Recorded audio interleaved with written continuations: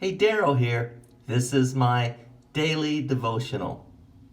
So Joshua makes his statement that is so profound and well known as he's coming near the end of his life, where he says to the people of Israel, "Choose you today who you are going to serve.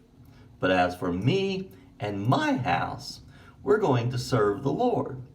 Now that's a tremendous statement of faith and commitment. So the people of Israel respond and say, well, we have no choice but to serve the Lord. And they go on and explain, he took us and our fathers out of the slavery of Egypt. We have witnessed with our own eyes where he has driven out our enemies here in this land. And now we've come to a point where we must serve the Lord. And so Joshua, like making an invitation at the conclusion of a worship service, says this to them in Joshua 24 at verse 19. He said to the people, "You're not able to serve the Lord. He is holy. He is jealous. He will not forgive your rebellion and your sins. If you forsake the Lord and serve foreign gods, he will turn and bring disaster on you and make an end of you after he has been good to you." I think he knew that they would eventually turn from God. But no, their intentions were good. As they say, but the people said to Joshua, "No, we will serve the Lord."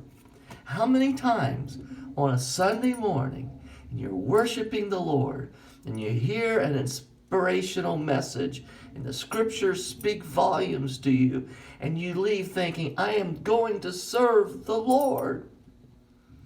And maybe before you know it, the afternoon goes by, and before you know it, some temptation, something triggers your anger, something causes you to turn from the commitment you had just made.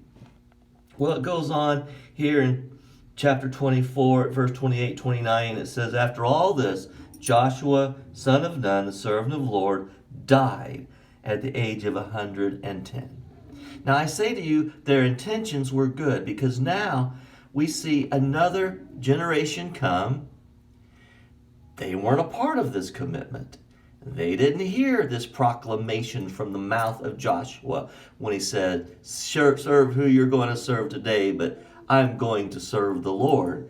No, because as we move into the book of Judges, we see just one after another generation of God's people turning from them. I'm going to begin reading here at Judges chapter 2, just to give us an example.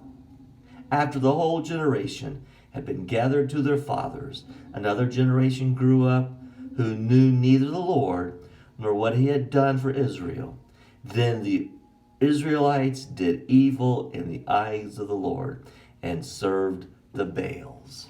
You see, they had made that proclamation. We're not going to serve these gods. We're not going to serve these false gods. We're going to serve the Lord. And they had great intentions. And not long afterwards, a generation came and went. And it says, and they did evil in the eyes of the Lord. Folks, it is so easy to be strayed, to be tempted, to go your own way. But I want to say with Joshua, to the best of my ability, choose you today who you are going to serve. But as for me and my house, we're going to serve the Lord. Does that mean I'm never going to fail? I pray I wouldn't, but I know there will be times. But seek first his kingdom. Seek first his righteousness. All the things will be given to you. God bless you. Good day.